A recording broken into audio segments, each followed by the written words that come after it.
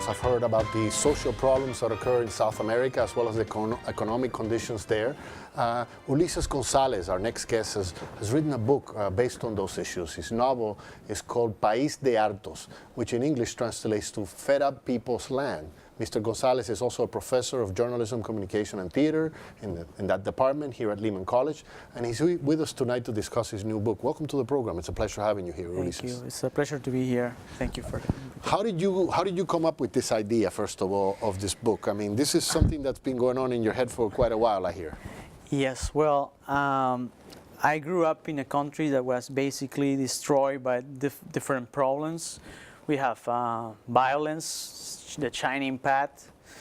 We have corruption. We have a horrible president from 1985 to 1990 called Alan Garcia, who basically he thought that nationalizing the bank industry would be the solution, and after that happened, the country went way down. But Mr. Garcia was elected again. He was elected again. That's one of the contradictions of South American countries. Sometimes you have to vote for not for the best one, but for the less bad. Like that's what happened with Alan Garcia. We were in a situation that was Alan Garcia of another candidate called Ollanta Humala, who basically was like was somebody who was very close to Chavez in Venezuela.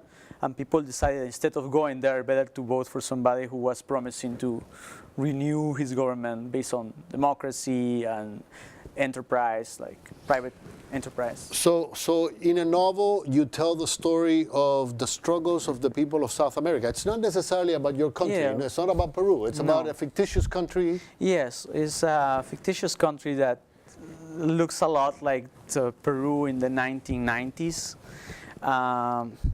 Yeah, I try not to set Peru because I try to create, it's fiction. It's nothing, even if there's a lot of reality in that book, it's a lot of fiction. And I wanted to create characters that live by themselves, and stories that live by themselves. Stories that didn't need the economic situation to stand by themselves. I understand that the main character in your book is like a left of center person who... Well, it's basically a kid who grew up in a family where he has one of his uncles is like kind of center left, and the other one is like center right.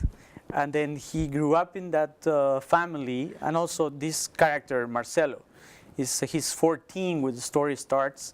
And it starts when he's in a pickup truck, and the pickup truck is going from the provinces of Peru to the capital, and he listens on a radio in the back of the pickup truck that the president of this country was nationalizing the banks. And he said, oh my God, what's going to happen? What's the future that expects me? And it's like, I'm 14 and expect to live here all my life. And then his two uncles have different versions. One of them thinks that everything is bad, and the other one thinks that this is the solution to all the problems. Basically, it's what I think is a situation a lot of young people in our countries live with in the 90s. It's like socialism on one side, capitalism on the other, and you don't know which one of them and works. It's like white and black, there's no gray in between. No, because both of them are bad. Usually, it's not real capitalism, it's not real socialism. It's just all based on personalities and characters. So how much of this character, what is the boy's name? Marcelo. How much of Marcelo is you? I guess a little bit.